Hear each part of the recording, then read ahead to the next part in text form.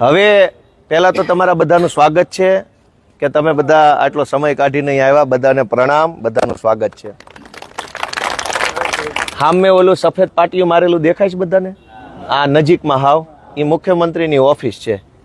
ત્યાં પાછળ ઓલા કાચ દેખાય છે, પડદા જેવું દેખાય છે, ત્યાં અંદર જ એ બેહે છે. બહુ મોટી ઓફિસ છે, એમાં બધા મંત્રી બેહે.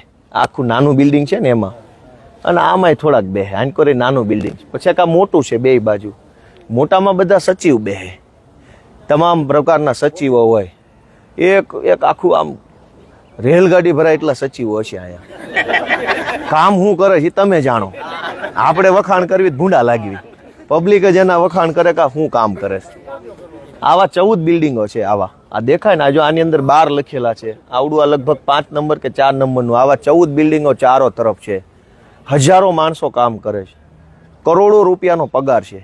1 લાખ કરોડ રૂપિયાનો પગાર. ખાલી પગારમાં 1 લાખ કરોડ વપરાય છે. હવે 1 લાખ કરોડમાં મીંડા તમે નિરાતે ગણજો. ગુજરાતની જનતા જે પૈસા ચૂકવે છે ટેક્સ પેટે, એમાંથી 1 લાખ કરોડ રૂપિયાનો તો ખાલી સરકારી માણસને પગાર જ વયો જાય કામ કરવાનો. હવે શું કરે છે ને કોની હાટો કરે છે એ તમે નિર્ણય લેજો આવતી ચૂંટણીએ. આવડી મોટી બિલ્ડિંગો, એસી, ગાડીઓ, ફૂલ સુવિધામાં તમને એમ લાગે કે આ વિદેશ જ છે.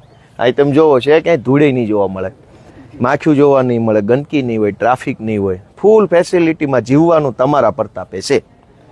અને એટલે જ હેઠે ઉતરવા તૈયાર નથી. હવે ખંભે બેસી ગયા છે.